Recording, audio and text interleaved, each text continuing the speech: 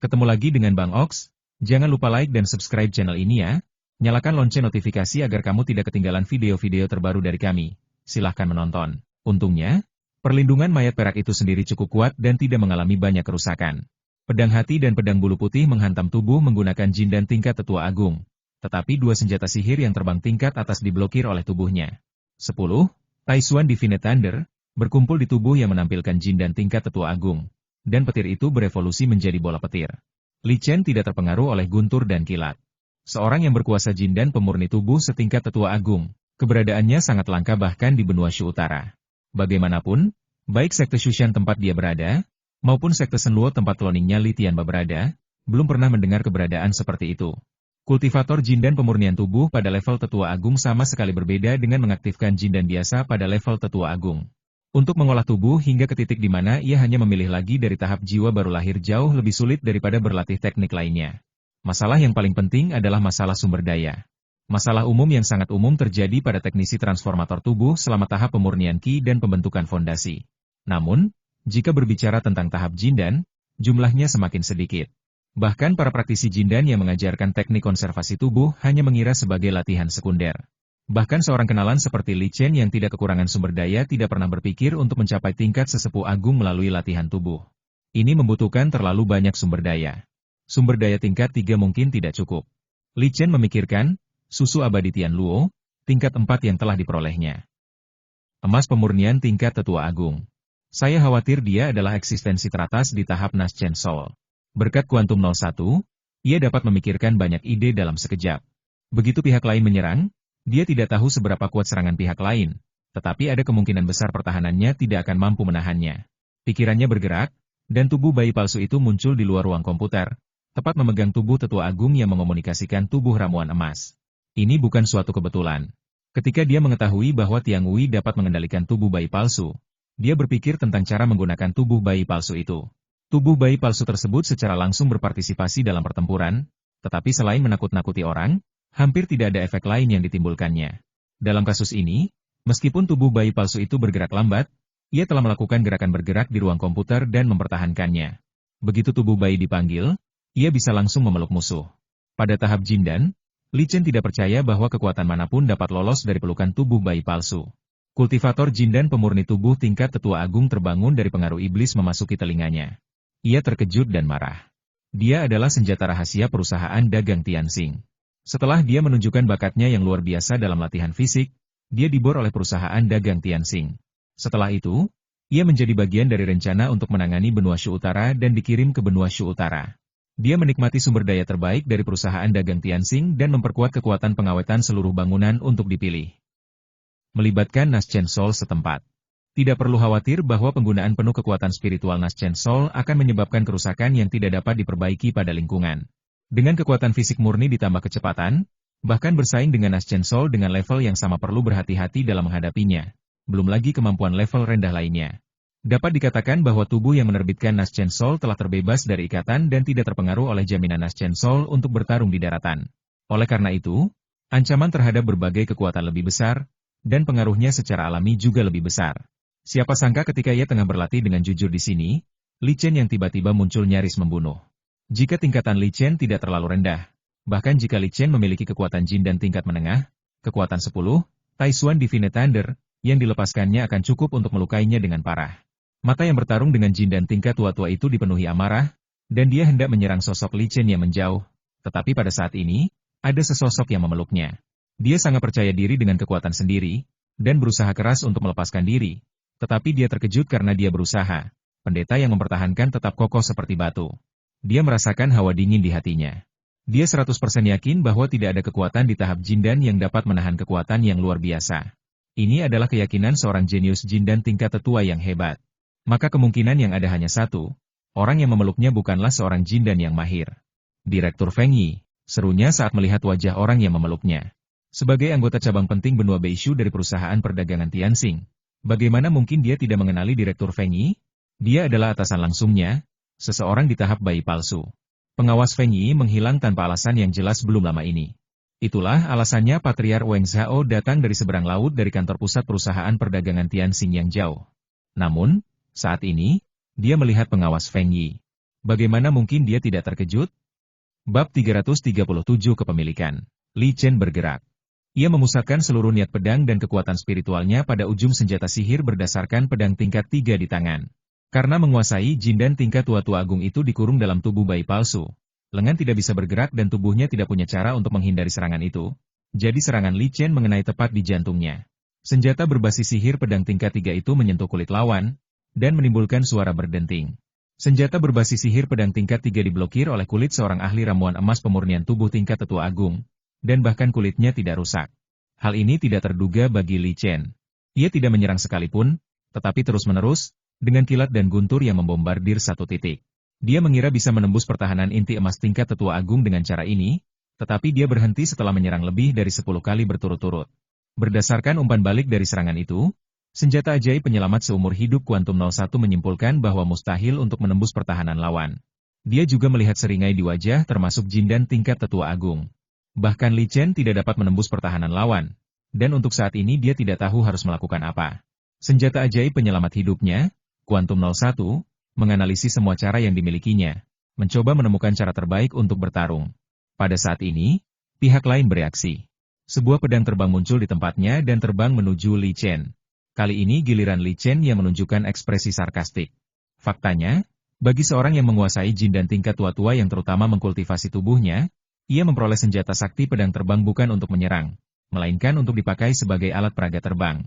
Selama Anda memiliki senjata sihir pedang terbang yang bagus, Anda dapat melakukan pengungsi dengan pedang. Senjata sihir pedang terbang keluar, dan sekuntum teratai putih muncul dan menghilang di bawah kaki Li Chen, dan senjata sihir pedang terbang melesat ke udara. Tepat saat kompetisi jindan tingkat tua-tua itu mencoba mengubah arah pedang terbangnya, pedang terbang itu tiba-tiba berhenti sedikit. Pada saat ini, Bai Lian muncul di samping senjata ajaib pedang terbang. Inilah kemampuan khusus Li Chen, memanfaatkan ruang di ruang komputer untuk mengumpulkan benda-benda spiritual yang telah dikenal oleh para kenalan lain sebagai guru mereka. Jika biksu musuh tidak menyadari kemampuan istimewanya, lawan akan menderita kerugian besar. Secara umum, senjata sihir pedang terbang milik seorang keterampilan bukanlah sesuatu yang dapat disentuh oleh orang lain yang terampil. Senjata sihir pedang terbang sangat agresif. Dekat dengan tetangga dan lawan akan mengendalikannya untuk melukai musuh tersebut. Akibatnya, kendali atas pedang terbang dan senjata ajaib akan terganggu, dan mereka tidak akan dapat merasakan keberadaan pedang terbang dan senjata ajaib tersebut. Ketika senjata ajaib pedang terbang itu dimasukkan ke ruang komputer, ia menjadi seperti benda mati. Meskipun senjata sihir pedang terbang bukanlah senjata sihir terpentingnya, itu adalah satu-satunya senjata sihir yang bisa ia gunakan dalam kondisinya saat ini. Senjata ajaib untuk ramuan emas adalah senjata ajaib genggam. Senjata ajaibnya adalah kapak berat. Sebelumnya, namun tangannya terikat dan ia tak dapat mengeluarkan senjata ajaib kapak berat itu karena ia tak dapat melepaskan diri dari kendali tubuh bayi palsu itu. Li Chen sudah punya cara untuk menghadapi para penguasa jin dan tingkat tetua agung. Dia mengeluarkan Tianyin Nie Daoqin dan memegangnya di depannya dengan pikiran ilahi. Jari-jarinya mengusap senar-senar itu, dan sebuah lagu Destruction Song pun terdengar di dalam gua. Ketika bertemu jin dan tingkat tetua agung mendengar suara piano, dia segera menyadari bahwa itu adalah serangan sonik. Matanya berbinar kuat terhadap serangan sonik.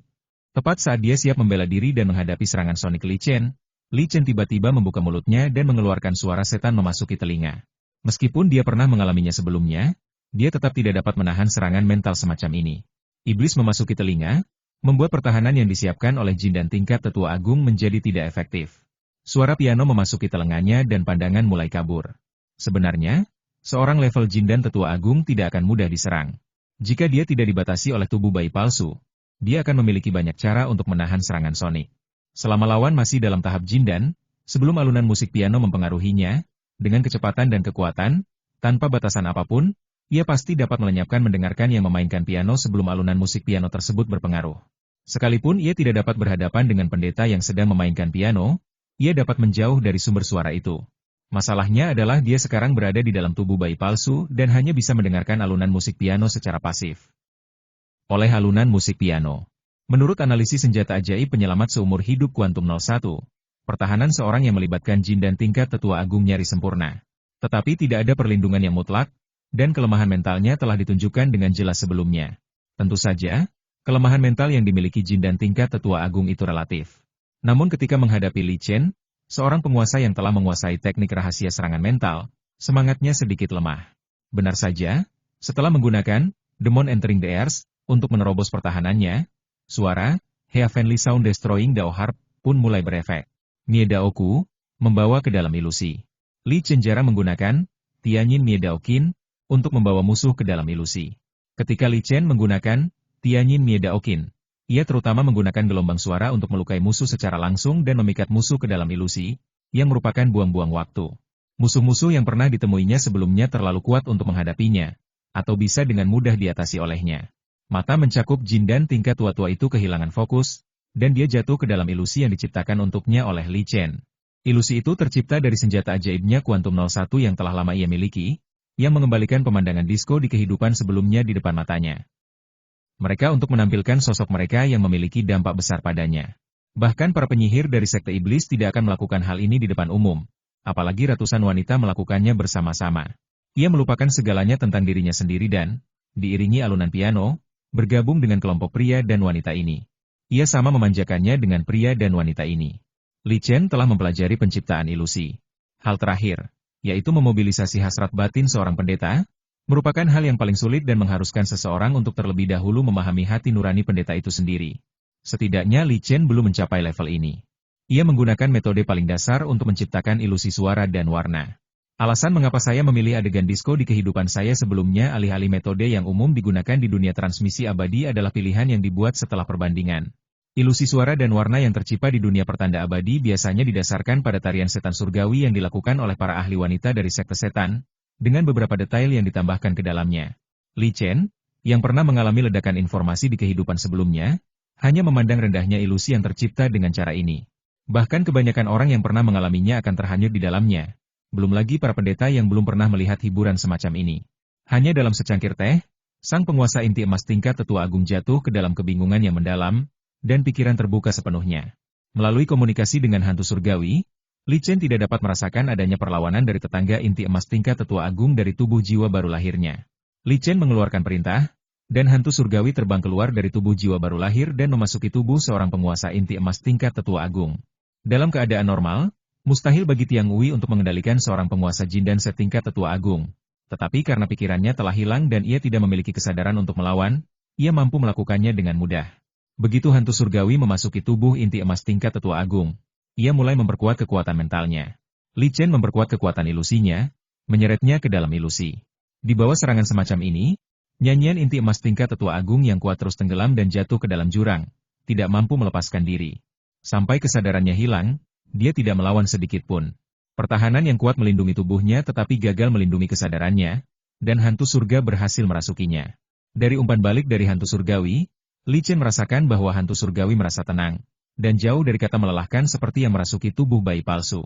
Selama seluruh proses, Li Chen tidak benar-benar melukai tubuh musuh lainnya, dan hantu surgawi memancarkan roh kekuatan ramuan emas pemurnian tubuh tingkat tetua agung, namun juga tidak menyebabkan kerusakan apapun pada tubuhnya.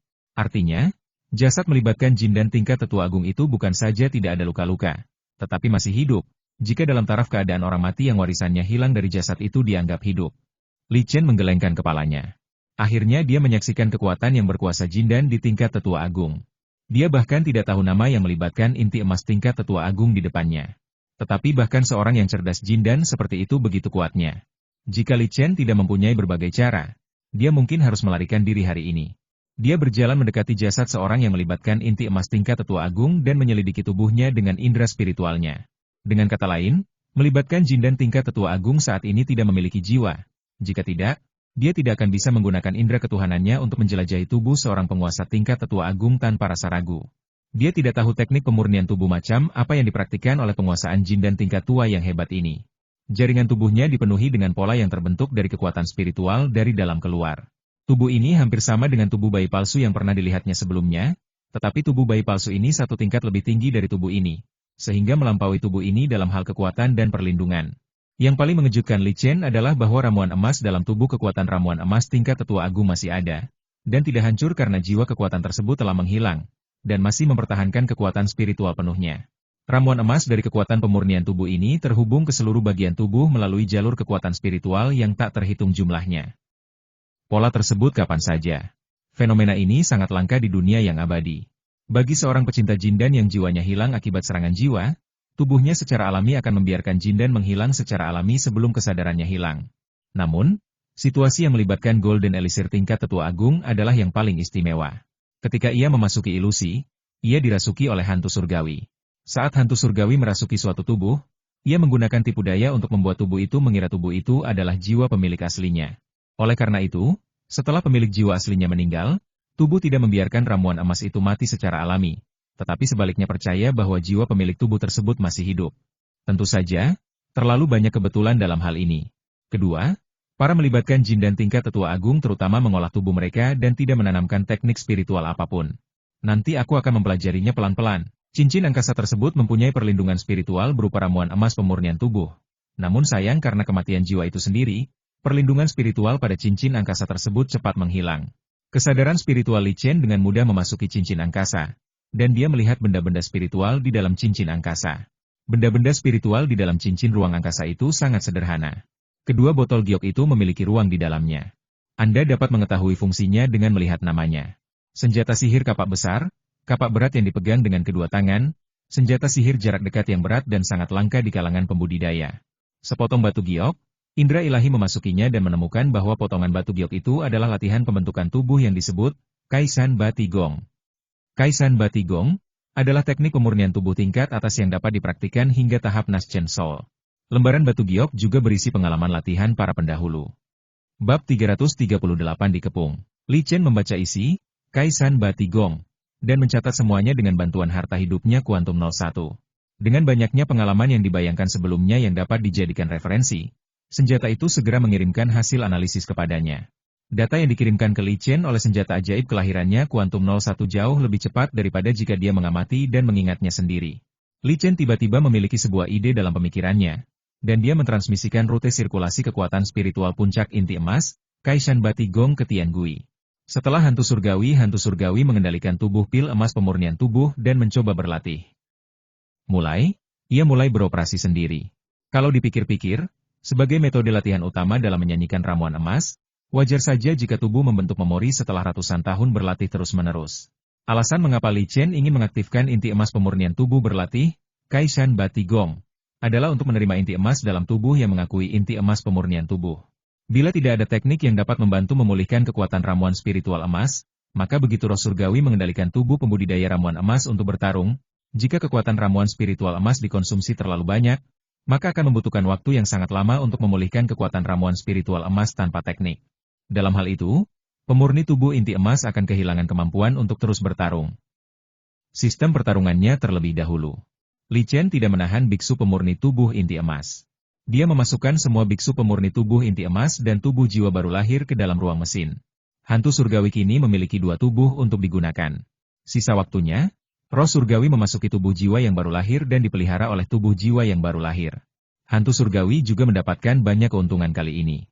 Dengan menyediakan semua kekuatan mental yang memberdayakan inti emas tingkat tetua agung, kekuatan hantu surgawi meningkat secara signifikan. Tanpa perlindungan dari kekuasaan inti emas tingkat tetua agung, tidak ada lagi kekuasaan yang hidup di gua ini. Li Chen melihat gerbang yang dijaga oleh seorang jin dan tingkat tetua agung. Gerbang itu dilindungi oleh susunan sihir dan tidak dapat dibuka tanpa metode masuk yang sesuai. Namun, ini hanya berlaku bagi para pihak yang berkepentingan biasa. Li Chen menemukan cara untuk memecahkannya begitu indera keilahiannya menembusnya. Dia mendorong pintu terbuka dengan santai, dan di balik pintu itu ada sebuah gudang, sebagaimana dugaannya. Di dunia pembudidaya makhluk abadi, hampir semua kekuatan akan memelihara gudang selama ada ruang untuk menyimpan barang. Mungkin semua barang dalam gudang dapat dikumpulkan oleh satu item ruang. Namun, berbagai kekuatan masih menyimpan barang-barang itu ke dalam gudang alih-alih menyimpannya di ruang angkasa. Hal ini dikarenakan barang-barang yang disimpan di gudang dapat terlihat dengan jelas dan didekati oleh beberapa orang, sehingga kemungkinan barang-barang di gudang tersebut dicuri oleh orang lain akan sangat berkurang. Ketika seseorang terkena dampak dengan sumber daya yang banyak, pengendalian dirinya tidak akan terlalu tinggi. Jika tidak ada pengawasan, sumber daya kekuasaan kemungkinan besar akan jatuh ke tangan seorang pendeta. Fungsi penting lain dari gudang adalah untuk menenangkan hati manusia. Li Chen melihat ke gudang. Jelas bahwa perusahaan dagang Tianxing telah memusatkan sejumlah dayanya karena sesuatu telah terjadi di benua Shu Utara. Sebagian besar benda spiritual di sini adalah sumber daya untuk pemacu. Dan jumlah ramuan kelas 3 hampir 500. Namun, kualitas ramuan kelas 3 ini bervariasi, karena dibuat oleh ahli sertifikasi yang berbeda. Li Chen menatap begitu banyak ramuan kelas 3 dengan sedikit penyesalan, karena hampir tidak ada yang bisa ia gunakan sendiri. Meskipun sekarang dia meminum ramuan tingkat tinggi tingkat 3, ramuan itu adalah ramuan yang dia sempurnakan sendiri dan hanya sedikit sekali kotoran yang tersisa di dalamnya, yang hampir merupakan batas ramuan tingkat tinggi tingkat 3. Dia hanya meremehkan ramuan yang dibuat oleh ahli lainnya, karena kotoran di dalamnya membuatnya merasa tidak nyaman untuk meminumnya. Perbedaan di sini sebenarnya adalah perubahan kekuatan kontrol tingkat mikron di ruang komputer. Membuat ramuan tingkat 3 mencapai kualitas terbaik. Jika ramuan tingkat atas tidak memerlukan saripati dari sejumlah besar ramuan serupa, ia akan mampu membuat ramuan tingkat atas tingkat 3 dengan keterampilan spesifiknya. Kemudian, dengan bantuan senjata ajaib penyelamat hidupnya Quantum 01, bahkan jika ia meluncurkan pil di dunia luar, kualitasnya dapat mencapai tingkat yang sama dengan yang ada di ruang komputer. Dia memiliki hampir 500 ramuan tingkat 3, yang semuanya merupakan ramuan tambahan untuk improvisasi. Ada pula beberapa obat spiritual kelas 2 dan 3, yang merupakan harta karun besar bagi termasuk jin dan biasa, namun tidak berarti apa-apa dia. Dengan tingkat keterampilan yang dimilikinya, porsi yang diambilnya dari para biksu yang datang untuk meminta ramuan sudah cukup untuknya dan kloningannya, Li Tianba, untuk berlatih dan bersantai. Dia menyimpan benda-benda spiritual di gudang, dan setelah mengumpulkan sumber daya untuk magma, dia mulai mengumpulkan bahan-bahan untuk menyempurnakan peralatan. Tidak ada senjata spiritual atau senjata ajaib yang sudah jadi di sini, tetapi ada beberapa bahan pemurnian. Mengapa semuanya merupakan bahan pemurnian kelas 2? Li Chen memenuhi dirinya sendiri dengan sedikit ketidakpuasan saat dia mengumpulkannya. Sambil berbicara, dia membuka kotak kayu besar di sudut gudang, dan matanya langsung menandakan bahan pemurnian di dalam kotak itu. Apakah ini meteorit? Katanya dalam hati tak percaya. Batu emas meteorit adalah bahan pemurnian atribut emas kelas 3, dan emas merupakan bahan terbaik untuk mengumumkan pedang terbang. Bagi pemurni senjata lainnya, senjata ajaib pedang terbang yang terbuat dari emas dan batu meteorit itu tajam dan keras, dan sangat sulit dihancurkan. Bagi Li Chen, batu meteorit adalah material pemurnian atribut emas tingkat 3 dengan daya tahan yang tinggi. Untuk menambahkan sebanyak mungkin efek berbeda pada satu senjata sihir pedang terbang. Secara umum, senjata sihir tingkat atas dapat secara bersamaan memiliki 3 efek pada satu senjata sihir pedang terbang. Jika dia memiliki batu emas meteorit, dia dapat membuat senjata sihir pedang terbang tingkat atas yang memiliki 6 efek sekaligus, membuat senjata sihir pedang terbang lebih ofensif dan memiliki beragam kemampuan. Yang terpenting adalah jumlah batu emas meteorit kelas 3 ini cukup baginya untuk menghadiri 10 senjata sihir pedang terbang. Batu meteorit sangat langka di benua Shu Utara. Saya tidak tahu dari mana perusahaan dagang Tianxing memperoleh begitu banyak batu meteorit. Ini juga merupakan keuntungan dari perusahaan perdagangan lintas benua, yang dapat mentransfer sumber daya antar benua yang berbeda untuk mendapatkan keuntungan besar. Kalau tidak, pasti tidak akan ada hanya beberapa barang ini di gudang ini. Tetapi jika perusahaan dagang Tianxing masih dalam masa kejayaannya, Li Chen tidak akan memiliki kekuatan untuk mengisinya dengan mudah. Setelah membersihkan benda-benda spiritual di gudang, Li Chen menemukan inti terbentuknya benteng ini di suatu tempat di dalam gudang. Yang paling menarik perhatiannya adalah piring giok yang ditempatkan di samping inti formasi. Pelat giok memancarkan energi spiritual yang kaya dari dalam keluar. Energi spiritual ini adalah sumber energi spiritual seluruh benteng dan juga energi pendukung bagi formasi. Apakah ini meridian cakram pengunci? Li Chen pernah mendengar tentang harta karun semacam ini. Patriark Yuanying memiliki banyak cara untuk menggerakkan urat spiritual, seperti urat spiritual di puncak Wanjian klonnya Li Tianba, yang digerakkan oleh Patriark Yuanying. Cakram pengunci vena merupakan salah satu dari banyak cara yang digunakan oleh Patriark Jiwa Baru untuk menggerakkan vena spiritualnya. Seseorang dapat menggerakkan vena spiritual ke dalam cakram pengunci vena dan menggerakkan vena spiritual tersebut sesuka hati. Mengenai cakram pengunci pulsa di depannya, Li Chen dapat memastikannya sebagai cakram kelas 4 hanya dari kualitas materialnya. Nadi spiritual di dalamnya cocok untuk pengembangan leluhur jiwa baru lahir, dan merupakan sumber daya yang sangat penting bahkan dalam sekte besar. Namun, ini adalah hal yang wajar. Mengingat situasi perusahaan perdagangan Tianxing, sebagian besar bentengnya mungkin telah diduduki atau dihancurkan. Kalau dilihat dari besarnya perusahaan dagang Tianxing, pastilah perusahaan itu memiliki urat nadi spiritual tingkat jiwa baru lahir. Saat diserang oleh 6 sekte utama, bahkan jika urat roh tingkat jiwa baru lahir tidak dipindahkan, urat roh tersebut akan direnggut oleh 6 sekte utama. Li Chen ragu-ragu sejenak, tetapi tetap tidak dapat menahan keserakannya. Susunan tersebut. Tentu saja, metode penggantian ini tidak akan bertahan lama. Paling lama hanya akan bertahan selama 3 hari sebelum formasi menyerap semua energi spiritual dalam 108 batu roh kelas menengah. Dia menyingkirkan cakram pengunci denyut nadi kelas 4. Sumber daya semacam ini adalah yang paling berharga dimanapun. Di Kuil Wanfo, Patriark Wang Zhao sedang menunggu. Tiba-tiba, seluruh tubuhnya menegangkan dan dia melihat keluar. Kepala biara F. Aneng, yang duduk di seberangnya, tidak tahu apa yang sedang terjadi. Ketika dia ingin bertanya, Dia merasakan alarm melengking dari formasi perlindungan sektenya sendiri. Dalam keadaan normal, bahkan jika formasi pelindung menemukan sesuatu, peringatan yang dikeluarkannya tidak akan seperti ini. Alarm seperti itu akan menyebabkan kepanikan di kuil Wanfo. Kepala biara F. Aneng hampir lupa apa arti alarm yang melengking itu. Untungnya, sebagai seorang biarawan, ia memiliki ingatan yang baik dan dengan cepat mengetahui alasannya. Alarm jenis ini berarti ada leluhur Yuanying yang tidak diketahui sedang mendekat, dan berdasarkan volume alarm, dapat diperkirakan jumlah leluhur Yuanying lebih dari 2. Kepala biara F. Aneng memandang Patriark Wang Zhao. Satu-satunya yang dapat menarik banyak leluhur jiwa baru ke sini adalah Patriark Wang Zhao. F. Aneng, pantas saja kau bertahan selama 3 jam, ternyata kau menyelamatkanku. Mata tetua Wang Zhao berkilat penuh niat membunuh, dan dia berkata dengan marah dalam suara yang dalam. Anda tidak dapat menyalahkannya karena meremehkan F. Aneng Zhu. Dengan kekuatan leluhur Naschen Soul-nya, tidak mungkin dia tidak menyadarinya jika dia dilacak oleh seorang yang berkuasa. Sebelum datang ke kuil Wanfo, dia menghubungi kepala biara F. Aneng, dan dilihat dari kecepatan kedatangan para leluhur jiwa baru lahir ini, sudah pasti karena dia memberitahu kepala biara F. Aneng dan rombongan lainnya pun berangkat. Anda harus tahu bahwa ada 6 leluhur Naschen Soul. Jumlah leluhur Naschen Soul ini membuat hal pertama yang terlintas dalam pikiran adalah 6 sekte utama. Sekte utama. Dengan kata lain, 6 leluhur jiwa baru lahir di luar berasal dari 6 sekte utama. Semuanya mengarah pada F. Aneng Zhui, dan hanya F. Aneng Zhui yang memiliki kesempatan dan kemampuan untuk mewakili Patriark Wang Zhao. Leluhur Wang, kuil kami tidak akan pernah menempel pada pengunjungnya. Kepala biara Faneng menjelaskan dengan cepat. Seperti yang dijelaskannya, dia mengaktifkan formasi itu, berharap formasi itu akan mampu melindunginya. Bagaimana mungkin Patriark Wang Zhao bisa mengatakan sesuatu lagi kepadanya? Dia tidak lagi menyembunyikan auranya dan melepaskan metode rahasia yang menekannya sendiri. Patriark Wang Zhao menjentikan jarinya dan sebuah bola api terbang keluar. Senjata sihir pertahanan kekuatan sihir, pertahanan spiritualnya sendiri, atau metode penyelamatan hidup lainnya tidak berarti dalam menghadapi kekuatan absolut. Teriakannya berhenti dalam waktu setengah tarikan napas, dan tubuhnya berubah menjadi abu dalam sekejap. Setelah kematian F. Aneng, bola api itu berubah menjadi titik-titik api yang jumlahnya tidak terhitung dan jatuh di dinding, jendela, dan perabotan. Patriark Wang Zhao mengabaikan kuil Wanfo. Yang harus dia hadapi adalah musuh di luar, 6 leluhur Naschen Soul. Hanya barisan ini yang membuatnya mengerti bahaya dari kejadian hari ini. Dia terbang di atas kuil Wanfo, dan dengan tubuhnya sebagai pusatnya, sebuah gambaran Dharma Jiwa baru lahir yang besar muncul, melindungi tubuhnya di dalam. Citra Dharma Jiwa baru lahir berubah menjadi manusia api setelah muncul, sesuai dengan api yang menyala di kuil Wanfo di bawah, seperti citra Dharma Jiwa baru lahir yang menginjak teratai api. 6 leluhur jiwa baru lahir secara alami adalah leluhur Zuo, Yang Mulia Huike, leluhur Lu dan leluhur jiwa baru lahir lainnya dari 6 sekte utama. Mereka membentuk formasi 6 dalam satu dari 6 arah dan mengelilingi kuil Wanfo.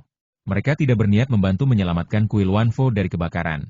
Sebuah sekte seperti kuil Wanfo, yang memiliki hubungan dengan Patriark Wang Zhao dari perusahaan perdagangan Tianxing, sedang mencari kematiannya sendiri. Anda harus tahu bahwa 6 sekte utama telah mengeluarkan pemberitahuan pencarian untuk leluhur tua Wang Zhao ini, dan mustahil bagi kuil Wanfo untuk tidak mengetahuinya. Sekalipun tidak ada api di kuil Wanfo, 6 sekte utama tidak berniat melepaskannya. Selain itu, jika 6 leluhur jiwa baru lahir bermaksud membangun medan perang di sini, kuil Wanfo tidak akan memiliki peluang untuk bertahan hidup. Kamu masih berani melawan. Yang Mulia Huike teringat akan kehancuran kuilnya sendiri yang tragis, lalu melihat situasi di kuil Wanfo. Kuil Wanfo adalah tempat kematian, tetapi karena keduanya adalah sekte Buddha, kuil Wanfo dibakar habis, dan kuil Qianye juga dibakar habis, yang membuatnya lebih banyak berpikir. Dia semakin yakin bahwa serangan terhadap kuil Qianye ada di sini dengan leluhur tua Wang Zhao dan perusahaan dagang Tianxing. Dilihat dari gaya pembakaran ini, pasti dia adalah pelaku berulang. Yang Mulia Huike meraung marah, dan 6 gambar Dharma bayi purba bangkit pada saat yang sama. 6 raksasa ilusi menghadap gambar Dharma api besar dari Patriark Wang Zhao.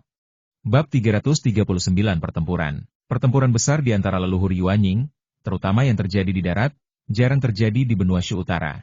Setelah 7 leluhur jiwa baru lahir menampilkan wujud jiwa baru lahir mereka, semua makhluk hidup di area tersebut dikejutkan oleh kekuatan ledakan mereka. Di kuil Wanfo yang besar, semua biksu yang tidak menyalakan api, tidak peduli seberapa kuat mereka, kini telah mati. Para pendeta ini terlalu dekat dengan kekuatan 7 leluhur jiwa baru lahir, sehingga kekuatan itu sendiri sudah cukup untuk membunuh mereka. 7 leluhur Yuanying tidak menganggap serius kuil Wanfo. Kehidupan dan kematian para biksu bagaikan semut di mata leluhur Yuanying. Gambar Dharma jiwa baru lahir milik leluhur Wang Zhao. Pedang api yang dipegang oleh gambar Dharma jiwa baru lahir lebih kuat dari pedang terbang. Jiwa baru lahir. Jiwa baru lahir.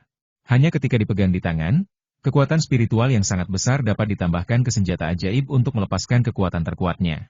Patriark Wang Zhao membuat penilaian tentang kekuatan 6 leluhur Naschen Soul. Ia mengarahkannya pada Yang Mulia Huike, yang terlemah dari keenamnya. Tentu saja, dia juga mengerti bahwa 6 leluhur Naschen Soul telah membentuk formasi Liu He. Dia menjerit-jerit tenaga, dan berteriak itu berubah menjadi gelombang suara mengerikan yang menyebar ke segala arah. 6 leluhur Naschen Soul tidak menyangka leluhur Wang Zhao akan memulai pertempuran dengan cara seperti ini. Ketika Patriark Wang Zhao berteriak, dia menggunakan metode rahasia, dan itu adalah metode rahasia sonik yang sangat kuat. Patriark Yuanying menggunakan wujud Dharma Yuanying untuk melepaskan teknik rahasia yang kuat, dan bahkan keenam Patriark Yuanying perlu berhati-hati saat menghadapinya. 6 leluhur jiwa baru lahir tidak ingin mempertaruhkan nyawa mereka dengan leluhur Wang Zhao ketika mereka memiliki keuntungan mutlak. Setelah Patriark Wang Zhao berteriak, dengan pedang api di depan dan gambar Dharma jiwa baru lahir di belakang, gambar Dharma jiwa baru lahir yang besar menerkam ke arah gambar Dharma jiwa baru lahir milik Yang Mulia Huike. Tepat ketika pedang api hendak bertemu dengan wujud Yuanying, Yang Mulia Huike tiba-tiba menghilang, dan muncul kembali di sisi lain medan perang. Selain itu, pergerakan Yang Mulia Huike tidak mempengaruhi formasi Liu He, tetapi menstabilkan formasi Liu He dengan cara lain yang sederhana. Serangan Patriark Wang Zhao meleset, dan wujud jiwa baru lahir dari 5 leluhur jiwa baru lahir lainnya semuanya menyerangnya pada saat yang sama. Serangan berikutnya dari citra Dharma jiwa baru Yang Mulia Huike tidaklah lambat. Ia melancarkan serangannya sendiri hampir seketika setelah 5 leluhur jiwa baru lainnya menyerang. Mantra yang paling maju dan kuat dari sekte Buddha, setan, dan Tao dikumpulkan di tangan mereka dan dipersembahkan kepada leluhur Wang Zhao. Serangan ini menghabiskan semua energi spiritual dalam radius ratusan mil, dan urat spiritual di bawah kuil Wanfo langsung terkuras. Konsumsi energi spiritual metode jiwa baru lahir selama masa perang sangat brutal dan tidak masuk akal. Leluhur Yuanying mampu memobilisasi sejumlah kekuatan antara langit dan bumi, dan ketika 6 leluhur Yuanying bertindak bersama, dampaknya sangat mengerikan. Ini tidak termasuk kerusakan setelah serangan. Energi spiritual yang diserap sebelum serangan saja telah menyebabkan energi spiritual di area ini terkuras. Namun, setelah 6 leluhur Naschen Soul menyerang pada saat yang sama dengan metode Naschen Soul mereka, urat-urat spiritual itu langsung tersedot kering dan berubah menjadi sampah. Bahkan makhluk-makhluk spiritual di area ini pun berubah menjadi benda-benda fana saat energi spiritual mereka dilahap. Perubahan ini menyebabkan kuil Wanfo, yang telah bertransformasi selama bertahun-tahun yang tak terhitung banyaknya dan memiliki lingkungan yang mendukung pelatihan para biksu, berubah menjadi dunia manusia tanpa spiritualitas. Diperlukan waktu setidaknya ratusan tahun untuk pulih dari situasi ini.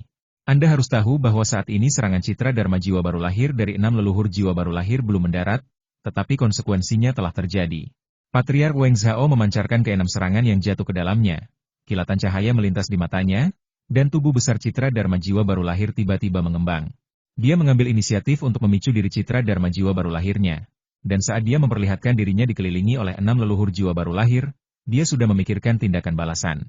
Tidak seperti para leluhur Naschen Soul di benua Shu Utara yang bertarung dengan para leluhur Naschen Soul yang setingkat, kekuatan tempur leluhur Wang Zhao tidak terlalu kuat di antara para leluhur Naschen Soul.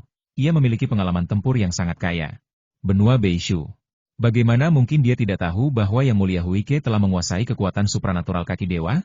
Dia tidak bermaksud melakukan apapun terhadap Yang Mulia Huike dengan serangan itu, tetapi hanya ingin menjauh dari kuil Wanfo yang terbakar dan menciptakan celah kecil di formasi Liu He yang dibentuk oleh 6 jiwa baru lahir.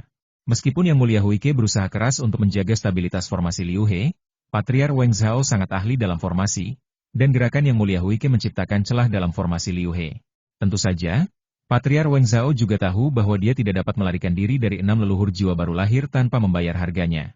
Jika memang demikian, maka itu akan sangat tidak sopan terhadap ke-6 leluhur Naschen Soul. Yang dapat ia manfaatkan adalah ketidaktahuan 6 leluhur Naschen Soul terhadapnya. Sejak dia menemukan 6 leluhur Naschen Soul, dia telah membuat rencana. Setelah pengepungan 6 leluhur jiwa baru lahir semakin dekat, kuil Wanfo yang terbakar berada di luar formasi Liu He yang dibentuk oleh 6 leluhur jiwa baru lahir. Namun siapa sangka ketika Patriark Wang Zhao menyalakan api, ia meninggalkan jejak spiritual pada api bayi tersebut. Pada saat citra Dharma jiwa baru lahir milik Patriark Wang Zhao menghancurkan dirinya sendiri, tubuh aslinya berubah menjadi bola api dan menghilang di medan perang. Penghancuran diri Naschen Soul Dharma Image menghalangi serangan gabungan Naschen Soul Dharma Image dari 6 leluhur Naschen Soul, menyisakan waktu bagi tubuh aslinya untuk melakukan fire escape.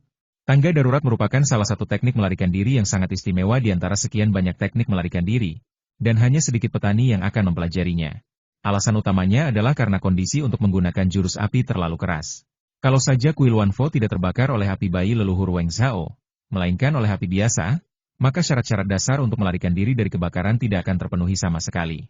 Belum lagi, sifat acak dari elemen api terlalu kuat. Mengambil contoh kuil Wanfo yang terbakar, area kebakaran yang paling dekat dengan medan perang hampir tepat di sebelah gambar Dharma Jiwa Baru Lahir milik leluhur Jiwa Baru Lahir.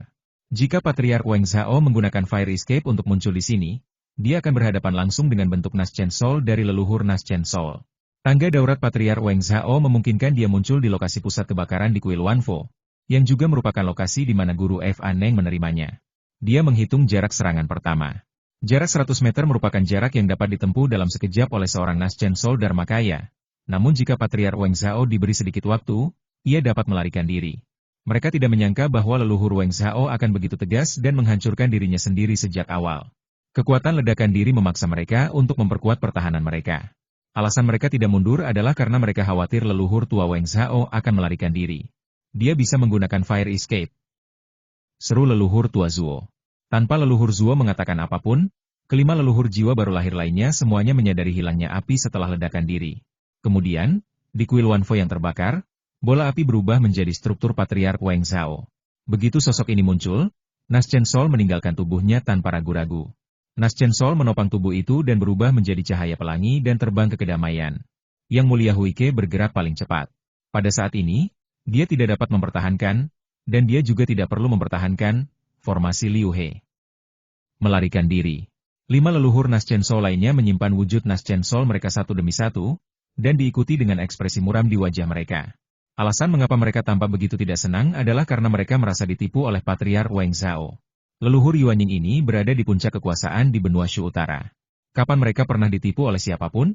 Biasanya, pengaturan mereka sangat rinci dan tidak ada kemungkinan terjadi kesalahan. Tetapi leluhur tua Weng Zhao hanya membutuhkan beberapa tarikan napas untuk lolos dari pengepungan mereka, yang menurut mereka tidak memiliki celah. Patriark Weng Zhao menampar wajah mereka. Yang lebih mengerikan lagi adalah jika leluhur tua Weng Zhao melancarkan diri. Setelah pertempuran ini, kedua belah pihak telah benar-benar memutuskan hubungan mereka. Akan menyebabkan kerusakan yang tak terbayangkan. Dan hampir mustahil menemukan kesempatan lain untuk mengepung dan menekan musuh seperti ini. Tidak peduli seberapa bodohnya Patriark Weng Zhao, dia tidak akan memberi mereka kesempatan lagi. Begitu Patriark Yuanying waspada, tidak ada pengingat yang bisa melacaknya. Ini adalah kesempatannya. Jika bukan karena informasi akurat dari Li Chen, mustahil untuk mengelilingi Patriark Weng Zhao. Dalam situasi 6 lawan 1, mereka membiarkan leluhur tua Weng Zhao melarikan diri. Jika masalah ini menyebar, mereka semua akan tertawaan. Kecepatan AWLW milik Yang Mulia Huike sangat cepat. Alasan terpenting untuk ini adalah bahwa jiwa baru lahir Patriark Weng Zhao mendukung tubuh utamanya. Jika jiwa baru lahir terbang sendiri, ia masih dapat menyingkirkan Yang Mulia Huike.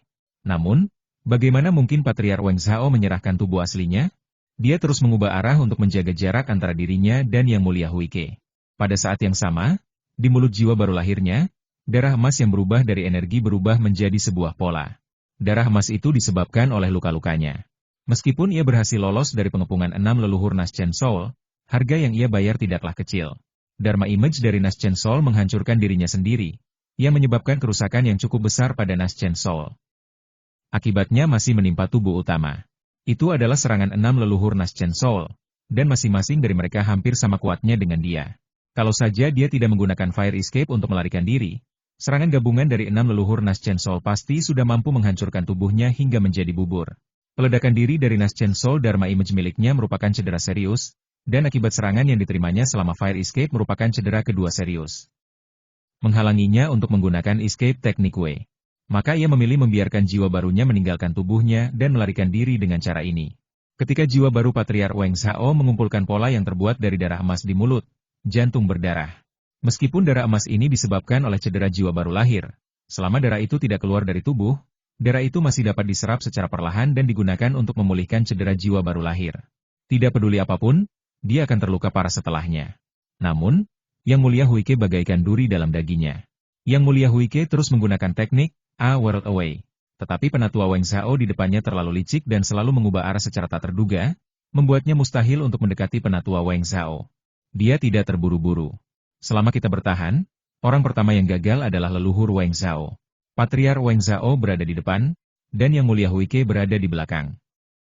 Penahanan.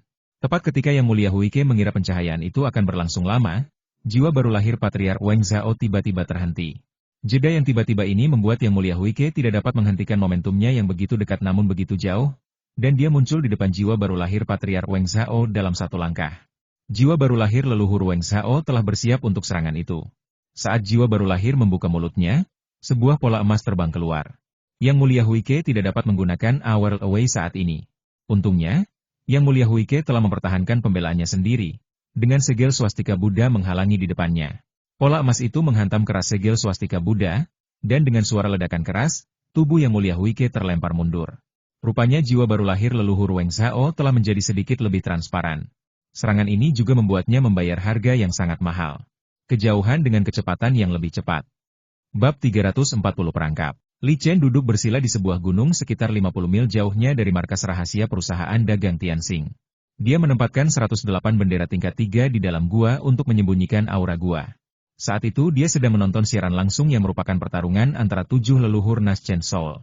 Dia melihat akhir dari kuil Wanfo, yang merupakan kekuatan yang cukup terkenal di benua Shu Utara. Bagaimanapun, dibandingkan dengan kuil Wanfo di Pulau Tianhai, kuil Wanfo di benua Beishu berkali-kali lipat lebih kuat, dan luasnya sendiri tidak ada ikatannya. Meskipun tidak ada guru terhormat di kuil Wanfo, ada banyak arhat yang berlatih di sana. Tetapi bahkan kekuatan seperti itu tidak dapat dianggap musuh di hadapan leluhur jiwa baru lahir. Li Chen tidak perlu berpikir terlalu banyak. Kuil Wanfo telah hancur. Selama proses ini, kecuali Patriark Weng Zhao, tidak ada patriark jiwa baru lahir lainnya yang benar-benar mengambil tindakan terhadap kuil Wanfo. Begitu saja, kekuatan sebesar itu benar-benar menghilang. Ini adalah kekuatan jiwa baru lahir. Pertempuran berikutnya begitu cepat dan reaksi energinya begitu dahsyat sehingga satelit drone tidak memungkinkannya melihat proses pertempuran dengan jelas. Dia sangat meremehkan kemampuan keenam leluhur Naschen Soul dari benua Shu Utara. Tentu saja, dia hanya berani menampilkan rasa jijik itu ketika dia sendirian dan tidak berani mengungkapkannya di depan orang lain. Status Patriark Yuanying di benua Shu Utara begitu tinggi hingga nyaris bersifat mistis. Selanjutnya, dia menyaksikan Patriark Weng Zhao berhasil lolos dari kejaran Yang Mulia Huike, dan melarikan diri jauh sementara 6 patriark jiwa baru lahir tidak berdaya. Akan tetapi, selama Patriark Weng Zhao masih berada dalam cakupan pengaruh jalan kebenaran, dia tidak akan bisa lolos dari kejaran Li Chen. Dia sedang mempertimbangkan untuk menyebarkan sistem drone satelit ke seluruh benua Beishu di masa mendatang. Situasi di pegunungan 10.000 lebih mudah ditangani, tetapi cakupan pengaruh 2 sekte iblis utama lainnya mengharuskannya untuk pergi ke sana secara langsung. Dalam hal konservasi besar, ia perlu mengirim drone dan satelit sebelum dapat dikerahkan. Jiwa baru leluhur Weng Zhao kembali ke tubuhnya. Wajahnya menjadi pucat dan bahkan tubuhnya menjadi lebih kurus. Alasan mengapa ia terlihat lebih kurus adalah karena cedera pada tubuhnya. Menimbulkan cedera tersebut, ia menghabiskan banyak energi tubuhnya. Meski terluka parah, wajahnya penuh kebanggaan. Mereka memanfaatkan ketidakpeduliannya dan hampir membentuk situasi pengepungan yang pasti akan menyebabkan kematian mereka. Namun mereka dihancurkan olehnya. Meskipun ia membayar harga yang mahal untuk ini, faktanya ia mampu lolos dari kepungan 6 leluhur Naschen Soul sudah cukup untuk membuatnya menjadi legenda di antara leluhur Naschen Soul. Dia mengeluarkan selembar batu giok, yang berisi peta benua Shu Utara. Sebelumnya, ia telah melarikan diri terlalu cepat dan kehilangan arah. Ia menemukan lokasi di peta, memilih arah, dan terbang lagi. Tempat yang dipilihnya adalah markas rahasia itu. Tanpa vena spiritual tingkat jiwa baru lahir, mustahil dia pulih dari luka-lukanya dengan cepat hanya dengan mengandalkan ramuan penyembuhan saja. Berada di benua Shu Utara, setelah pertempuran ini, 6 sekte besar pasti akan mencari orang gila sisa-sisa perusahaan dagang Tianxing. Meskipun dia masih dalam tahap Naschen Soul, dia terluka parah setelah pertempuran ini dan membutuhkan waktu lama untuk pulih. Setiap kali dia memaksakan diri untuk menyerang, lukanya akan semakin parah. Dia selalu sangat berhati-hati saat terbang. Dia mengambil inisiatif untuk menghindari biksu lain di sepanjang jalan dan tidak bertemu satupun dari mereka. Dengan cara ini, dia melihat benteng rahasia itu tanpa masalah. Ketika dia tiba di depan lembah, dia mengaktifkan formasi dan memasukinya. Begitu dia memasuki aula, dia menemukan ada yang salah di sini. Tidak ada biksu di aula. Ketika dia merasakan situasi di dalam gua, dia menemukan bahwa tidak ada satupun pembudidaya di daerah itu yang dapat dia rasakan. Ada yang salah di sini. Saat menyadari ada yang salah, dia langsung berpikir untuk berbalik dan pergi. Tetapi ketika dia ingin pergi, dia menemukan bahwa formasi normal tadi telah berubah menjadi formasi lain. Tentu saja, dengan formasi seperti ini, dia bisa menghancurkannya hanya dengan serangan biasa. Dia hanya ingin membiarkan leluhur Weng Zhao tinggal lebih lama. Ketika leluhur tua Weng Zhao memasuki gua, dia melihat leluhur tua Weng Zhao melalui kamera pengintai dan mengaktifkan alat peledak. Demi memberi kejutan kepada Patriark Weng Zhao, Dan juga untuk melihat apakah bahan peledak benar-benar tidak berguna bagi Patriarki Wanying. Li Chen memenuhi gua besar itu, area yang tercakup dalam formasi, bawah tanah, di atas, dan di balik keempat dinding gua, semua tempat yang bisa menyimpan bahan peledak. Kali ini ia menyiapkan bahan peledak TNT berdaya ledak tinggi. Ia mengisi gua dengan lebih dari 200 ton bahan peledak TNT dengan cara yang gila-gilaan. Ini hanya jumlah bahan peledak TNT yang telah dibuatnya. Dia mengeluarkan semua persediaannya hanya untuk operasi ini. Setiap kilogram TNT dapat menghasilkan energi sebesar 4,2 juta joule. Energi yang dihasilkan secara instan oleh lebih dari 200 ton TNT sungguh mengerikan. Dia bahkan memasang sensor di dalam dan luar gua untuk ledakan ini guna menerima data dari ledakan tersebut. Dikombinasikan dengan reaksi Patriarki Wang Zhao, data ini dapat digunakan untuk menganalisis efek ancaman bahan peledak TNT terhadap para biksu. Ada banyak detonator, dan di bawah aksi pengontrol presisi internal dan kendali jarak jauh senjata ajaib kelahirannya Quantum 01. Semua detonator diledakkan pada saat yang bersamaan. Patriark Wang Zhao segera mengaktifkan kekuatan spiritualnya untuk pertahanan. Setelah ledakan tersebut, dia percaya bahwa ledakan itu hanya untuk menarik perhatiannya. Dan ancaman sebenarnya bukanlah ledakan tanpa kekuatan spiritual. Tetapi ketika ledakan itu benar-benar terjadi, dia menyadari bahwa dia telah meremehkan kekuatan yang dapat diberikan oleh benda-benda biasa. Gas beracun yang dihasilkan oleh bahan peledak TNT tidak berpengaruh padanya. Api teknik mengepul dari tubuhnya saat dia mengaktifkan pemanasan utamanya untuk menciptakan tubuh yang menyala-nyala, yang membuatnya kebal terhadap kerusakan akibat suhu tinggi semaksimal mungkin. Kekuatan yang mengerikan itu menyebabkan luka aslinya terguncang, dan dia tidak bisa menahan diri untuk tidak tersedianya darah. Menguap di udara karena suhu tinggi, berubah menjadi kabut dan dengan cepat menghilang. Li Chen melihat kekuatan ledakan itu melalui satelit drone. Pemblokiran itu menciptakan celah besar di tengah gunung tempat gua itu berada. Karena gravitasi dan besarnya celah, bagian atas gunung runtuh dan tertekan ke bawah. Debu, kerikil, dan tanah berterbangan di mana-mana, menghalangi pandangan satelit drone. Setelah menunggu beberapa saat, dengan bantuan angin kencang, debu pun tertiup, dan kerikil serta tanah pun jatuh ke tanah. Apakah benar-benar mungkin untuk menguraikan Patriarkat Yuanying hingga mati? Li Chen menatap gambar yang dikirimkan oleh drone satelit dan mengirimkannya pada dirinya sendiri karena tidak percaya. Dengan pemantauan drone satelit, dia dapat 100% yakin bahwa tidak ada seorang pun yang melarikan diri dari gua itu. Dalam ledakan sebesar itu, dia hampir tidak dapat membayangkan bagaimana orang dapat bertahan. Belum lagi ada sebagian gunung yang menekannya, menghancurkan semua yang ada di dalam gua. Namun, dia tidak langsung pergi untuk memeriksa.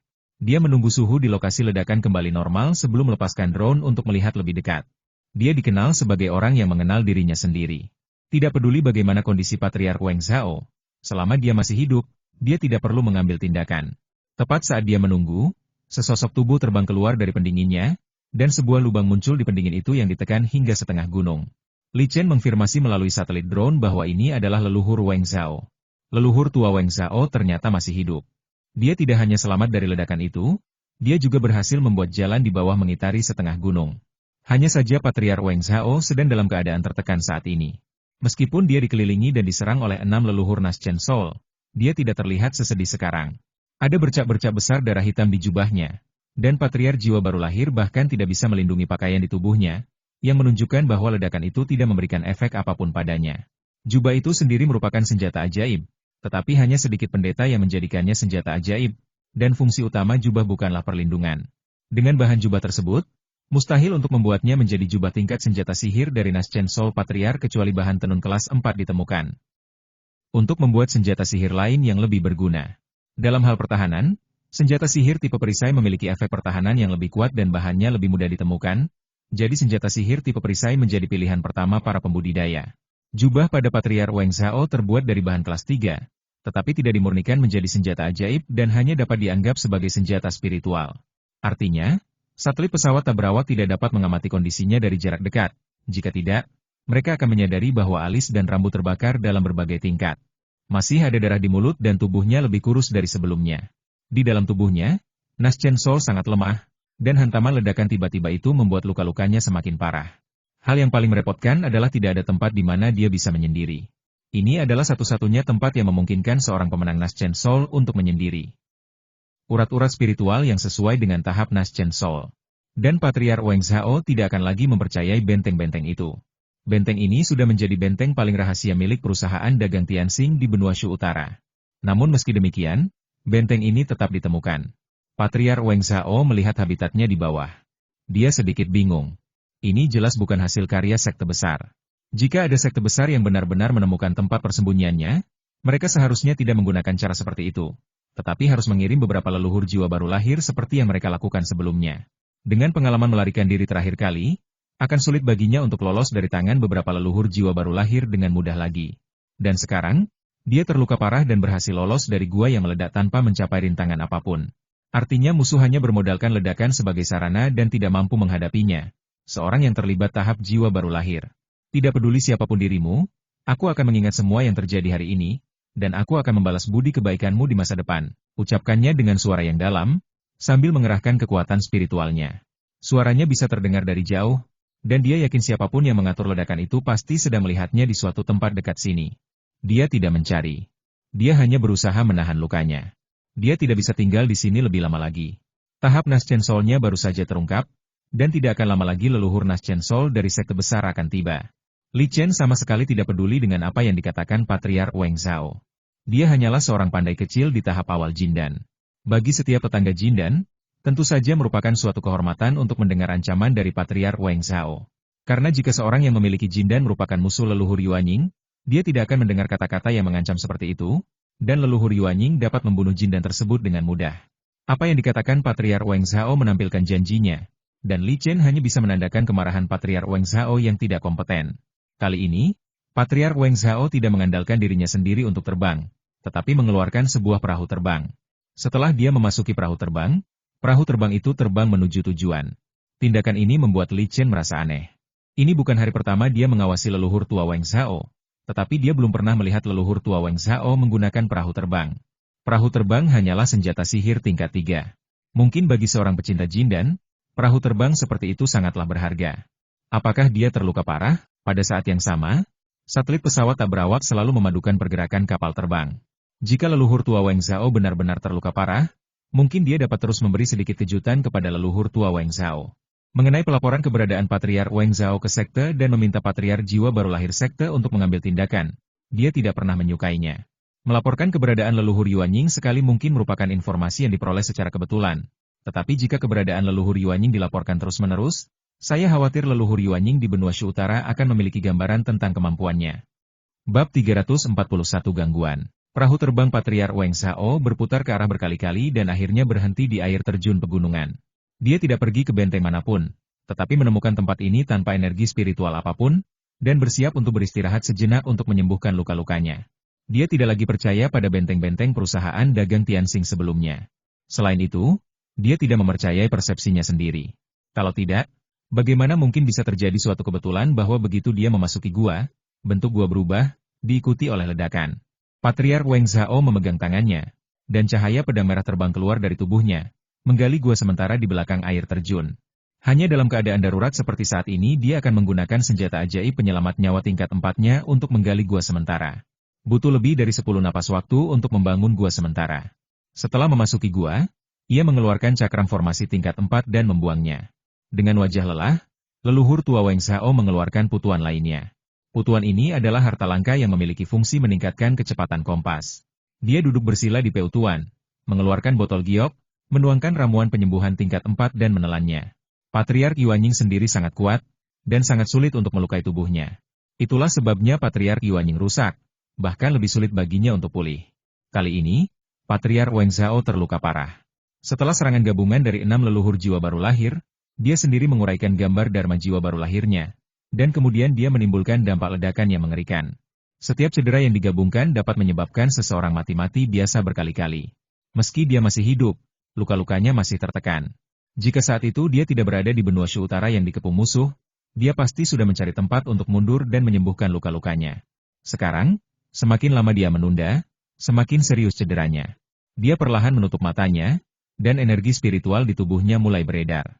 Di dalam tubuhnya, jiwa baru lahir yang mungil itu juga melakukan hal yang sama, dengan ekspresi serius di wajah mungilnya.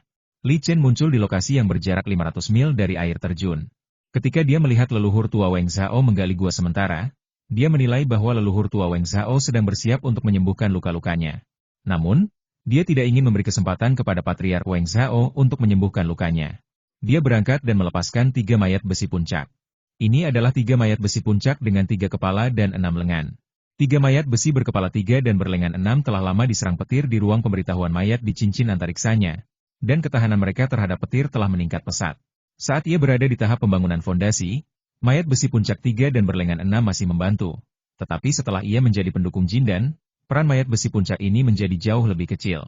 Khususnya kali ini, setelah dia membunuh banyak melibatkan Jindan di markas rahasia perusahaan dagang Tianxing, dia memperoleh banyak mayat Jindan. Setidaknya 3 mayat besi berkepala 3 dan berlengan 6 ini masih punya kesempatan untuk bertahan hidup. Ia membagi otaknya menjadi 3 bagian, mengendalikan 3 mayat besi dengan 3 kepala dan 6 lengan. Setiap mayat besi membawa tas penyimpanan.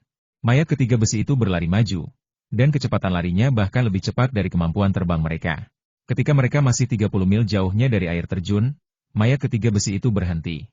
Mayat ketiga lainnya dikendalikan sepenuhnya oleh Li Chen, dan masing-masing dari mereka mengeluarkan 3 meriam dari tugas penyimpanan mereka. Meriam ketiga tersebut dibuat oleh Li Chen berdasarkan data dasar, dan juga merupakan hasil penelitiannya di kehidupan sebelumnya. Semua hasil penelitian ini disimpan dalam wadah biji sesawi di ruang komputer. Ia menganggap hasil penelitian ini sebagai koleksi, yang menandai pencapaian penelitiannya. Meriam ketiga itu sama sekali tidak memiliki kemampuan magis. Di bawah kendali Li Chen, keenam lengan Iron Corpse dengan fleksibel memuat granat peledak ke dalam laras. Mayat besi. Li Chen tidak bermaksud memperoleh hasil apapun hanya dengan 3 meriam, karena itu jelas mustahil. Kecuali dia bisa menggabungkan senjata berat dengan metode pertahanan abadi dan mengembangkan semacam senjata berat dan peluru senjata untuk menghadapi para musuh. Jika tidak, senjata berat semacam ini tidak lebih dari sekedar mainan bagi para musuhnya, terutama leluhur jiwa baru lahir. Dengan perhitungan tepat senjata ajaib kelahiran Kuantum 01, meriam ketiga itu langsung ditembakkan setelah disesuaikan oleh Iron Corpse. 3 ledakan granat terbang sejauh 30 mil dan menghantam udara terjun dengan keras. Akan tetapi, Patriark Wang Zhao masih merasakan serangan ini, dan dia dengan paksa menghentikan latihan bela dirinya, yang membuat ekspresi yang sudah agak pulih, menjadi jelek lagi.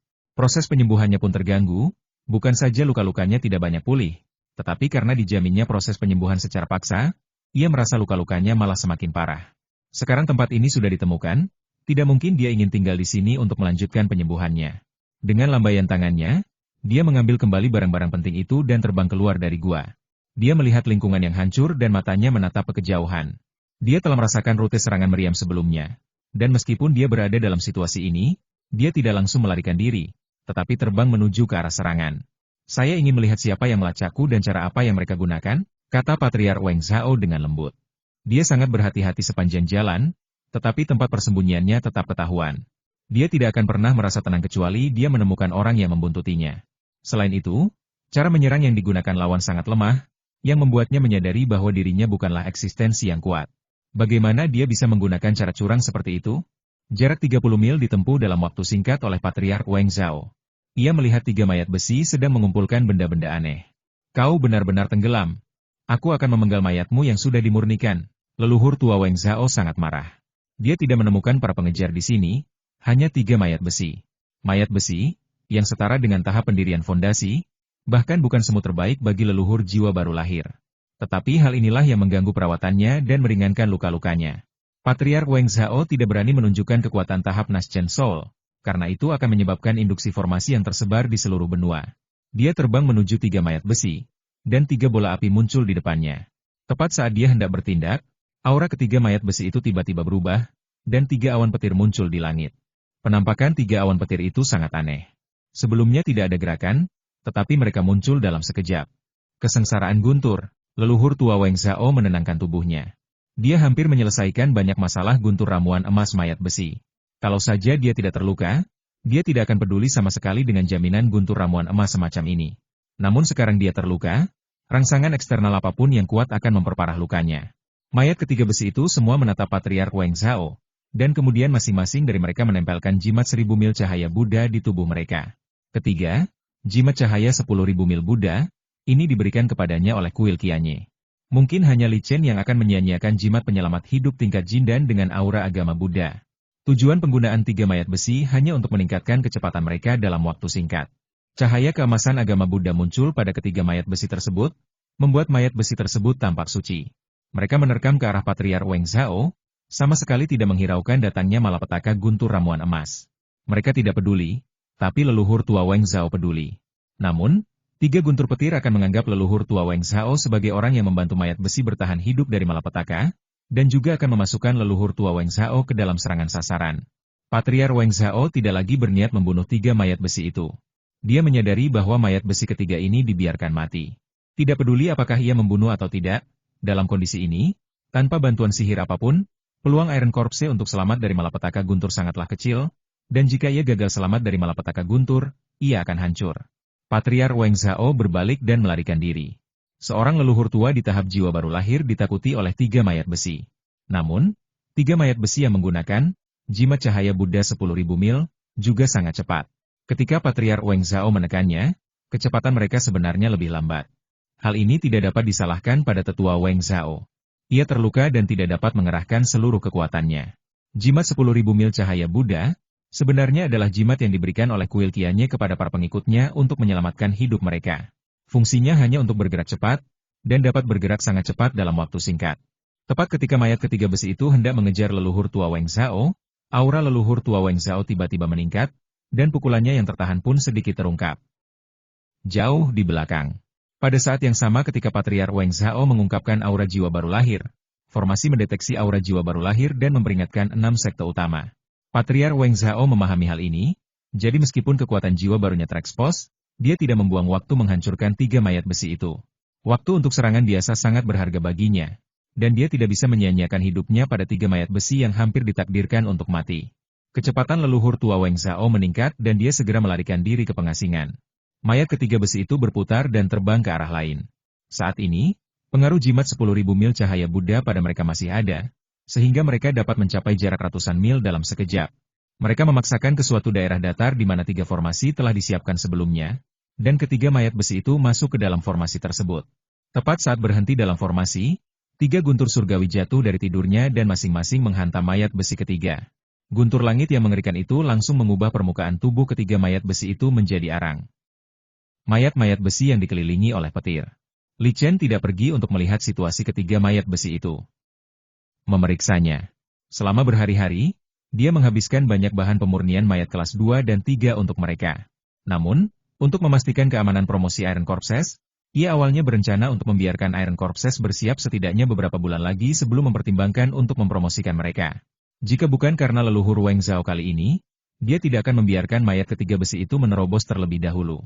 Dengan kekuatan ketiga mayat besi itu, tidak mungkin mereka bisa menghalangi serangan Patriark Weng Zhao. Agar dapat bertahan hidup dalam menghadapi bahaya, rencana Li Chen telah dijelaskan oleh senjata ajaib kelahirannya Quantum 01. Meski tampak sangat berbahaya, tingkat keberhasilannya masih sangat tinggi. Benar saja, mayat ketiga besi itu terawetkan dengan aman, dan semuanya bergantung pada apakah mereka dapat bertahan hidup dari jaminan guntur. Patriar Weng Zhao tidak lama-lama menampilkan aura Nas Chen Soul-nya. Dia merasakan 3 kilatan guntur di kejauhan, dan tak dapat menahan rasa ngerinya terhadap keterampilan yang mengendalikannya. Pihak lain tahu bahwa dia terluka parah dan ingin memperparah lukanya melalui malapetaka guntur ramuan emas dari 3 mayat besi. Kematian 3 mayat besi itu juga merugikan tuan mereka. Menurut penilaiannya, pihak lain paling-paling hanya seorang mitra Jindan. Untuk memperparah luka-lukanya, pihak lain membayar harga sebesar itu. Mungkinkah itu terkubur di kuil Qianye? Tetua Weng Zhao mengenang cahaya Buddha keemasan pada 3 mayat besi sebelumnya. Dari kuil Qianye muncul pada saat yang sama, maka kemungkinan besar itu berasal dari kuil Qianye. Jimat penyelamat nyawa sangatlah berharga di sekte manapun, dan hanya pengikut inti di sekte tersebut yang akan memiliki jimat penyelamat nyawa. Bila seorang yang bertabrakan mempunyai 3 jimat penyelamat hidup di tangannya, itu hanya bisa berarti bahwa kuasa tersebut merupakan murid yang paling inti dan paling difavoritkan pada sekte tersebut, dan sekte tersebut akan sangat menghormati keselamatannya. Patriar Weng Zhao teringat lagi pada Yang Mulia Huike. Ketika 6 patriar jiwa baru lahir di sekitarnya, Yang Mulia Huike adalah yang paling aktif. Dia dapat dengan mudah merasakannya, dan dia semakin yakin bahwa orang yang melacaknya berasal dari kuil Chiba. Bab 342 Pelacakan. Di dalam 3 formasi-formasi mayat, 3 mayat hangus tidak bergerak. Pemiliknya, Li Chen, berada 100 juta jauhnya, tetapi ada ekspresi terkejut di wajahnya. Kesengsaraan guntur ramuan emas telah berlalu, dan mayat ketiga yang telah dimurnikan tampak mati, tetapi perubahan besar sedang terjadi di dalam tubuh mereka. Sebagai pertanda, Li Chen merasakan bahwa ketiga mayat itu hidup. Rupanya sejumlah besar sumber daya yang telah dia konsumsi sebelumnya tidak terbuang sia-sia, karena dia sekarang memiliki 3 mayat perak lagi. Mayat yang telah dimurnikan itu bergerak sedikit, dan saat bergerak, warna hitam hangus di tubuhnya memudar, menampilkan kulit keperakan di bawahnya. Dua mayat halus lainnya juga bergerak dan cahaya perak menyambar mereka. Pil mayat terbentuk di tubuh mereka dan menjadi sumber kekuatan baru mereka. Mereka berdiri, bertukar tangan di tanah, mengumpulkan bahan-bahan untuk formasi, dan kemudian lepas landas ke udara. Terbang menjadi penghamparan bagi mayat perak itu, dan kecepatannya meningkat pesat. Li Chen kini yakin bahwa Patriark Wang Zhao tidak berniat kembali. Ia menyingkirkan formasi di sana dan terbang untuk menyambut 3 mayat perak itu. Dia memasukkan 3 mayat perak ke dalam ruang pemurnian mayat. Di ruang kontaminasi mayat, 3 mayat perak dapat menstabilkan wilayah mereka sendiri. Dia juga tidak bisa tinggal di sini. Ketika Patriark Wang Zhao mengungkapkan aura jiwa baru lahirnya tadi, dia juga merasakan aura yang mengerikan itu. Saya pikir keenam sekte besar telah menemukan keberadaan Patriark Wang Zhao. Terlepas dari apakah Patriark Wang Zhao masih di sini, keenam sekte besar akan mengirimkan otoritas untuk memeriksanya. Teratai putih muncul di bawah kaki Li Chen. Dia menghilang di tempat dan muncul lagi dalam bayangan. Teknik penyembunyian jiwa rahasia diaktifkan, dan dia menjadi tak terlihat dalam bayangan. Bahkan teratai putih di bawah kakinya pun menghilang. Dia terus bersembunyi dalam bayangan dan menggunakan langkah teratai untuk mengejar ke arah mana Patriark Wang Zhao ditinggalkan. Ia menjaga jarak ratusan juta dari leluhur tua Wang Zhao. Ia bahkan tidak pernah melihat ke arah leluhur tua Wang Zhao. Pikirannya kosong dan dia tidak memikirkan leluhur tua Wang Zhao. Kali ini, Patriark Wang Zhao terbang sejauh puluhan ribu mil sebelum ia menemukan tempat tinggal sementara. Kali ini dia tidak mencari gunung. Setelah membangun formasi tingkat 4 di tanah datar, dia bahkan tidak menggali gua dan hanya duduk bersila di dalam formasi. Ia tidak segera memulai penyembuhannya karena ia tidak ingin diganggu lagi. Merasakan luka-luka di tubuhnya, dia melihat sumber dayanya lagi dan merasa tidak berdaya. Sebagai leluhur Yuanying, ia menyiapkan 2 ramuan penyembuhan tingkat 4 untuk dirinya sendiri. Ini untuk keadaan darurat. Terlebih lagi, dia tidak pernah menyangka bahwa suatu hari dia akan membutuhkan 2 ramuan penyembuh tingkat 4 ini. Dia sangat percaya diri dengan kekuatan sendiri. Bahkan jika dia tidak bisa menang, tidak ada yang bisa menghentikan leluhur Nas Chen Sol untuk melarikan diri. Tetapi kali ini dia terluka, dan dia meminum ramuan penyembuh tingkat 4, dengan harapan lukanya akan pulih. Namun, karena proses penyembuhannya terganggu, efek dari ramuan penyembuhan tingkat 4 tidak sebaik yang diperkirakan sebelumnya. Penyembuhan tingkat 4. Ia membutuhkan sumber daya penyembuhan tingkat 4, ia membutuhkan lingkungan yang aman dengan urat nadi spiritual tingkat jiwa baru lahir, dan ia memerlukan pemrosesan tanpa gangguan. Di masa lalu, permintaan seperti itu dapat dipenuhi dengan sangat mudah. Namun kini, permintaan-permintaan biasa tersebut telah menjadi sebuah kemewahan. Patriark Wang Zhao menunggu 1 jam dan tidak menemukan serangan apapun di sini. Jadi dia menghela napas lega. Dia mengeluarkan ramuan penyembuhan tingkat 4 terakhir dan menelannya, lalu mulai berlatih bela diri untuk memungkinkan kekuatan obat menyebar ke seluruh tubuh lebih cepat, sementara pada saat yang sama memperbaiki luka fisiknya melalui sirkulasi kekuatan spiritual. Karena ia tidak memiliki urat spiritual tingkat Nas Chen Sol, ia menghabiskan seluruh ramuan energi penyembuhan tingkat 4 dan kekuatan spiritual dalam tubuhnya. Luka-lukanya. Li Chen masih berhenti 500 mil jauhnya dari Patriark Wang Zhao dan membuat pengaturan yang sama lagi. Mayat besi ketiga itu juga merupakan mayat besi berkepala 3 dan berlengan 6 tingkat atas. Para mayat besi mengeluarkan meriam mereka dan menyesuaikan data tembakan meriam tersebut menggunakan data yang dihitung oleh senjata ajaib kelahiran mereka, Quantum 01. Senjata ajaib kelahiran Quantum 01 membuat berkas untuk leluhur Wang Zhao, yang memuat semua informasi tentang leluhur Wang Zhao.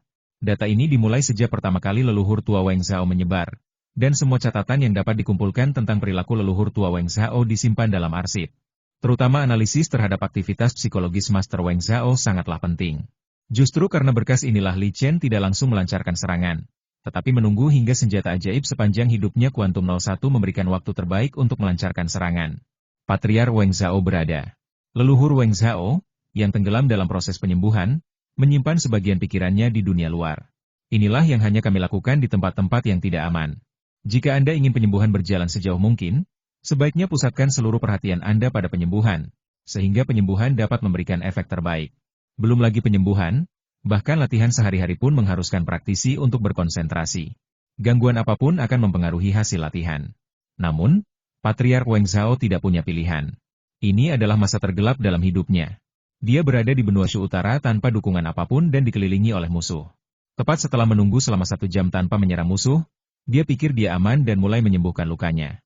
Namun setelah beberapa saat, dia merasakan serangan yang familiar menimpa formasi kelas 4. Meskipun dia menduga pihak lain tidak memiliki kekuatan untuk menghancurkan formasi tingkat 4, dia tahu bahwa pihak lain bahkan tidak memiliki keberanian untuk menghadapinya. Namun, dia tidak berani bertaruh. Jika pihak lain memberitahu 6 sekte besar tentang lokasinya, dia tidak akan terganggu. Peter Wang Zhao menghentikan penyembuhannya lagi, yang membuatnya hampir muntah darah, dan ramuan tingkat penyembuhan 4 terakhirnya juga terbuang sia-sia. Kekuatan obat dari ramuan penyembuh tingkat 4 mulai bekerja di tubuhnya, tetapi secara paksa menghentikan proses penyembuhan, menyebabkan luka-lukanya semakin parah. Itu tidak banyak membantu luka-luka pasien tahap jiwa baru lahir. Ada banyak sekali kemarahan yang terkumpul di dalam jantung, disertai gelombang rasa merinding. Kemarahannya muncul karena ia terus-menerus dibodohi oleh orang yang sama, dan ia tidak bisa berbuat apa-apa terhadap orang itu, dan ia bahkan tidak tahu siapa orang itu.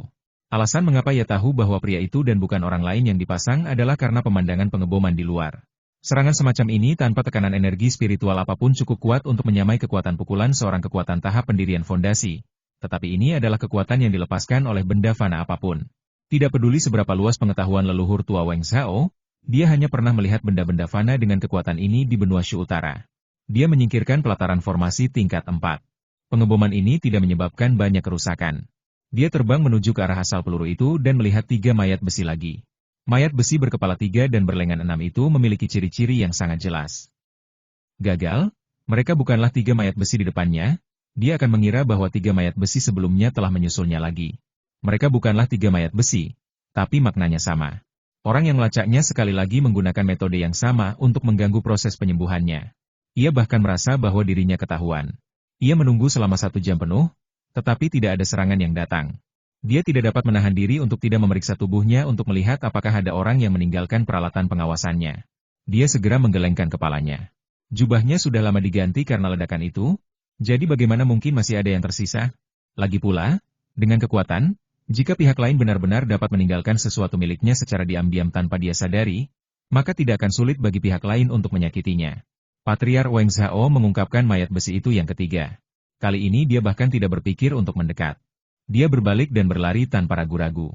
Dia tidak tahu bahwa mayat ketiga besi ini tidak memiliki jimat 1000 mil cahaya Buddha. Dia akan tahu bahwa mayat-mayat besi itu bukan milik murid-murid kuil Chiba, melainkan milik orang lain. Tanpa menggunakan jimat penyelamat, mayat besi itu tidak dapat bersaing dalam kecepatan dengan leluhur tua Wang Zhao yang ditekan ke tahap inti emas. Mayat ketiga besi itu mengubah arah dan memasuki formasi pemurnian mayat yang telah disiapkan sebelumnya dengan kecepatan tercepat. Fakta sekali lagi membuktikan bahwa selama banyak sumber daya diinvestasikan, akan ada hasilnya. Dalam dunia yang abadi, sumber daya adalah yang terpenting. Dengan sumber daya, kekuatan Anda akan meningkat. Mayat besi ketiga ini juga bertahan dari jaminan guntur ramuan emas dan berubah menjadi mayat perak. Li Chen mengerahkan sejumlah besar sumber daya kebersihan dan kepuasan-kepuasan. 6 mayat besi telah dipromosikan menjadi mayat perak, dan tidak ada satupun yang gagal. Ini sebenarnya sangat normal. Besi puncak. Kesenjangan sumber daya inilah yang membuat perbedaan dalam tingkat keberhasilan promosi Iron Corpse. Li Chen mengumpulkan 3 mayat perak. Pada saat ini, langit mulai gelap dan drone satelit telah beralih ke fungsi pencitraan thermal inframerah. Mungkin karena Patriark Wang Zhao terluka parah, dia tidak menggunakan metode rahasia untuk mengisolasi energi panas, jadi dia lebih berhati-hati kali ini. Dia terus mengubah arah, dan tanpa mempedulikan luka di tubuhnya, dia menggunakan teknik rahasia untuk menjadi tidak terlihat. Namun, dia tidak tahu bahwa energi panas dari tubuh Naschen Soul terus mempertahankan lokasinya. Karena Patriark Wang Zhao tidak tahu bagaimana Li Chen mengikutinya, ia bahkan melakukan perjalanan melewati banyak kota dan terus berganti pakaian dan penampilan, hanya untuk menghilangkan pelacakan. Ia pun tidak menyangka suatu hari dirinya akan dikejar dengan cara yang seperti itu. Perasaan memiliki kekuatan tetapi tidak bisa menggunakannya. Mengetahui musuh yang ada tetapi tidak bisa dipasang, hampir membuatnya gila. Setelah berlarian hampir sepanjang malam, ia kembali menemukan tempat untuk beristirahat sejenak. Bukannya dia ingin istirahat, tapi cedera fisiknya mengharuskan dia istirahat. Dia terus-menerus menekan cederanya sejak dia cedera. Metode rahasia untuk menekan cedera ini tidak berarti dia bisa mengabaikan cederanya, tetapi ada biayanya. Semakin lama ia memendam luka-lukanya, semakin besar harga yang harus ia bayar nanti. Jika dia tidak menemukan tempat untuk beristirahat dan memulihkan diri, dia takut luka-lukanya akan menjadi cukup serius dan membahayakan kesehatannya. Tepat saat dia berhenti, dia merasakan napas bayi palsu muncul dan kemudian menghilang. Aura bayi palsu itu sangat lemah, seperti aura tubuh bayi palsu. Tidak ada aura bayi palsu di dalamnya, tetapi keberadaan tubuh bayi palsu berarti ada biksu bayi palsu di dalamnya. Dan aura bayi palsu yang tiba-tiba muncul dan menghilang kemungkinan besar terjadi padanya. Kekuatan tempur bayi palsu jauh lebih lemah daripada leluhur jiwa baru lahir, tetapi itu juga tergantung pada masalah. Dengan menambah cedera demi cedera, Tubuhnya tidak mampu lagi menahan pertempuran yang intens, dan dia bahkan tidak bisa mengerahkan lebih banyak kekuatan spiritual. Jika kekuatan spiritual yang dikerahkan terlalu banyak, itu akan mempengaruhi luka-lukanya. Aura tubuh jiwa baru lahir ini tentu saja adalah tubuh jiwa baru lahir palsu yang tersisa Li Chen dari ruang komputer. Setelah Li Chen mengetahui bahwa Patriark Wang Zhao bermaksud berhenti, dia mengemukakan ide ini. Dia tidak lagi mempertimbangkan untuk menggunakan Iron Corpse untuk membombardirnya. Wang Zhao akan melakukan sesuatu yang tidak rasional tanpa mempedulikan konsekuensinya. Jadi Li Chen berubah menggunakan aura tubuh bayi palsu untuk menakut-nakuti leluhur Wang Zhao, dan jelas bahwa metode ini sangat efektif. Orang tua Wang Zhao yang baru saja berhenti, mulai bergerak lagi dan terus melarikan diri tanpa henti untuk beristirahat. Ketika pasukan-pasukan Saleh di seluruh benua Shu Utara tengah mencari keberadaan Patriark Wang Zhao, tak seorang pun mengira bahwa Patriark Jiwa Baru Lahir yang lolos dari 6 Patriark Jiwa Baru Lahir ini tengah perburuan di seluruh benua oleh Li Chen, seorang yang melibatkan jin dan awal. Pelarian ini tidak pernah berhenti sepanjang malam. Saat fajar menyingsing, Patriark Wang Zhao merasa sangat lelah.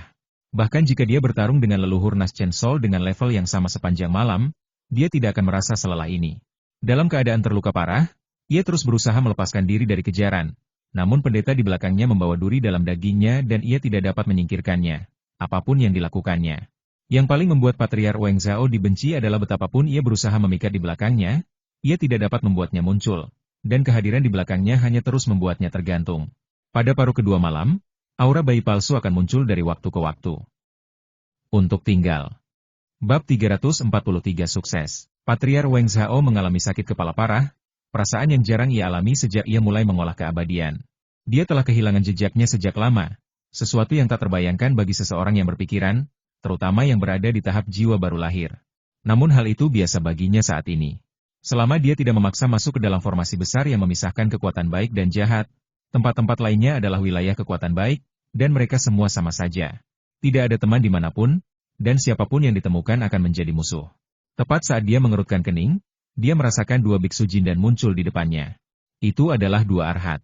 Arhat adalah sebutan yang diberikan kepada tingkatan jindan oleh sekte Buddha, untuk membedakan mereka dari sekte Tao dan setan.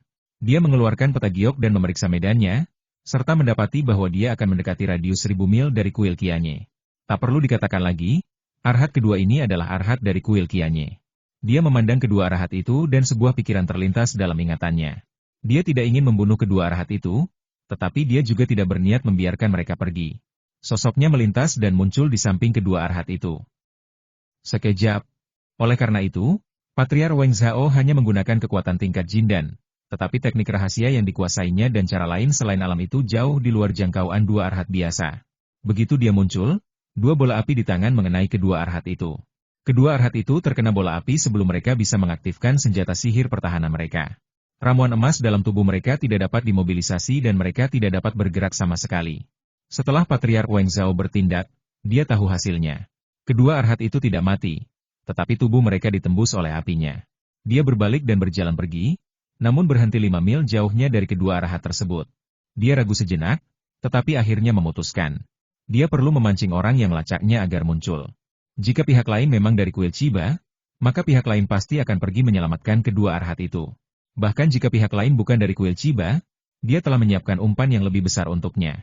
Dia mengeluarkan pelat formasi kelas 4, mengaktifkannya, dan duduk di dalam formasi. Dia perlahan menutup matanya, dan seorang pria kecil melompat keluar dari atas kepalanya. Pria kecil itu adalah jiwa baru lahirnya.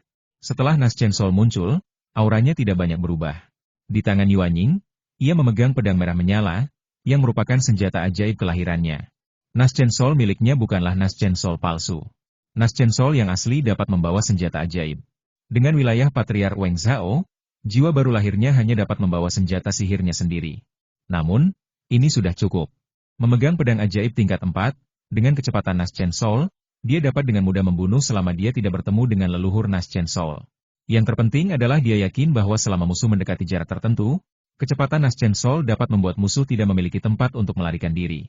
Selain itu, jika ada pergerakan di kuil Qianye yang jaraknya hanya beberapa mil saja, jiwa baru lahir dapat segera kembali ke dalam tubuhnya, dan ia akan memiliki cukup waktu untuk melarikan diri. Umpan keduanya adalah dirinya sendiri, tubuh aslinya. Dia meninggalkan tubuh aslinya di sini. Di tempat. Tidak peduli apakah itu melibatkan bayi palsu atau pengejar lainnya, dengan pelat perlindungan formasi tingkat 4, tidak perlu khawatir tentang masalah apapun dengan tubuh utama. Jiwa baru leluhur Weng Zhao melemparkan beberapa mantra ke tubuh aslinya, dan aura tubuh itu juga tersembunyi. Jiwa baru lahir melewati formasi tingkat 4 dan muncul di antara dua arhat dan tubuh utama. Lokasi dua arhat yang terluka dan tubuh utama hanya berjarak sekitar 2 mil. Perangkap telah dipasang, dan dia tahu bahwa dengan kecepatan para pengejar, mereka akan segera tiba. Yuan Ying seperti seorang pemburu yang menunggu mangsa jatuh ke dalam perangkap. Jiwa baru lahir kecil itu terbang keluar dari formasi, dan dia segera mengerti apa yang ingin dilakukan Patriark Weng Zhao. Dia tidak dapat menahan senyum, seolah-olah penggunaan jimat penyelamat nyawa dari kuil Qianye sebelumnya telah menyebabkan kesalahpahaman di antara leluhur tua Weng Zhao. Dia punya dua pilihan. Yang pertama adalah mengabaikan leluhur tua Weng Zhao. Ketika Patriark Weng Zhao mengundurkan diri, ia terus memainkan permainan kucing dan tikus di dekatnya. Pilihan lainnya adalah mengambil beberapa risiko. Sekarang, karena jiwa baru leluhur Weng Zhao telah meninggalkan tubuhnya, tubuh aslinya tidak memiliki perlindungan sama sekali. Li Chen sudah berpengalaman dalam menghadapi situasi seperti ini. Orang terakhir yang melakukan hal ini di hadapannya adalah Direktur Feng Yi. Selesai. Dia mencuitkan giginya. Tubuh leluhur Yuan Ying tua itu benar-benar besar. Bahkan jika dia tidak menggunakan tubuh leluhur Yuan Ying untuk mengubahnya menjadi kekuatan tempurnya sendiri, hanya memiliki tubuh leluhur Yuan Ying untuk mempelajarinya dapat membuat tujuan pukulannya lebih jelas. Tahap jiwa baru lahir merupakan tujuan akhir dari semuanya, setidaknya di benua Shu Utara. Li Chen mengakui bahwa dia tidak bisa menahan umpan ini. Dia juga memiliki sesuatu untuk diandalkan, dan itu bukan hanya keserakahan belaka. Dia memutar arah dan membuat jalan memutar yang besar untuk tiba di sisi tubuh asli leluhur tua Weng Zhao. Berpikir tentang bagaimana Patriark Weng Zhao telah menyakiti dua arhat dengan parah dan menjadikan mereka sebagai umpan, Li Chen mengganti pakaian menjadi jubah berkerudung yang menutupi seluruh tubuhnya, termasuk kepalanya. Jubah ini merupakan senjata spiritual yang memiliki fungsi menghalangi deteksi ilahi. Meskipun ini hanyalah senjata spiritual, setelah bertahun-tahun dikembangkan, jenis senjata spiritual dengan fungsi tunggal ini dapat disamakan dengan senjata ajaib dalam hal efektivitasnya dalam mencegah deteksi ilahi. Dia kemudian memanggil 3 mayat besi dan 3 meriam. Kali ini jangkauan meriamnya ditetapkan hingga 50 mil. Pelurunya juga sangat istimewa, dengan Thunder Cloud Talisman, yang ditempatkan di dalam hulu ledaknya.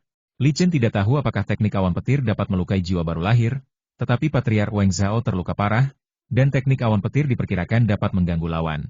Dia sudah menguasai penggunaan Iron Corpse. Selain itu, sekarang dia telah menemukan cara terbaik untuk meningkatkan mayat besi menjadi mayat perak. Selama dia punya waktu, dia memiliki kemampuan untuk melatih lebih banyak mayat perak, jadi tidak perlu menyesali ketiga mayat besi itu. Akhirnya sampai juga, jiwa baru lahir milik leluhur Weng Zhao merasakan datangnya peluru. Dia tidak tahu bahwa Li Chen ingin menyelamatkan kedua arahat dan menggunakan metode ini untuk memblokir tubuh aslinya. Atau mungkin Li Chen menemukan keberadaan Yuan Ying dan bermaksud menyerangnya dengan cara ini. Tepat saat ia sedang menembak, peluru mulai mendekat. Ketika bola meriam itu mendekati Nas Chen Soul, ada kekuatan spiritual yang terlihat jelas di dalam bola meriam itu. Mantra awan petir. Guntur yang dipicu oleh teknik awan guntur, benar-benar berbeda dengan guntur-guntur. Guntur ekosistem guntur diubah oleh aturan langit dan bumi, sedangkan guntur teknik awan guntur adalah guntur dan kilat biasa. Jika jiwa baru lahir leluhur Weng Zhao tidak terluka, dia tidak akan takut pada petir biasa ini, tetapi dia memang terluka. Setelah ditusukkan, dia melesat ke arah dua arhat yang terluka. Itulah pilihan yang diambilnya. Ia yakin bahwa tujuan Li Chen kemungkinan besar adalah menyelamatkan kedua arhat. Selain itu, bahkan jika penilaiannya salah, Nas Chen Soul dapat mencapai jarak sekitar 5 mil hampir seketika. Tepat ketika dia mencapai dua arhat yang terluka, dia merasakan sedikit benturan kekuatan spiritual yang datang dari arah tubuh utamanya. Dengan kekuatannya, bahkan jika pihak lain menggunakan beberapa metode rahasia untuk menyembunyikan dirinya, dia masih bisa mendeteksi pihak lain dari jarak yang lebih jauh. Namun, pengaruh teknik awan petir membuat persepsinya jauh lebih buruk. Karena berada dalam kondisi tertekan, ia tidak dapat mencapai persepsi tahap jiwa baru lahir. Aku menemukanmu. Patriark Weng Zhao tidak marah karena dia tertipu. Sebaliknya, ada kilatan kegembiraan di matanya. Dia sangat kecewa selama periode waktu ini. Sekarang, Li Chen akhirnya muncul. Dilihat dari persepsi, dia adalah seorang yang terampil dalam jindan awal, bukan mayat besi atau mayat perak. Teratai mekar di setiap langkah, yang digunakan oleh Li Chen. Sosok Li Chen muncul bersamaan dengan munculnya teratai putih. Indra ketuhanannya membuka saluran pada formasi cakram formasi tingkat 4. Menurut gagasan Patriark Weng Zhao, pelat formasi tingkat 4 ini setidaknya dapat menghentikan Li Chen untuk beberapa waktu. Bahkan bagi master formasi terkuat, tidaklah mudah untuk mematahkan formasi tingkat 4. Namun, ini tidak termasuk Li Chen. Begitu pikiran spiritual Li Chen bersentuhan dengan formasi, dia menangkap garis-garis kekuatan formasi spiritual tersebut. Formasi simpul. Dia sudah lama mengetahui bahwa Patriar Weng Zhao memiliki cakram formasi tingkat 4. Patriar Weng Zhao telah menyiapkan cakram formasi tingkat 4 sebelumnya.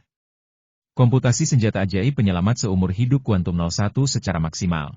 Jadi akhirnya, dia menggunakan Lotus Step by Step untuk sampai ke plat formasi tingkat 4, tetapi sosoknya berhenti sesaat sebelum dia memasuki formasi tersebut.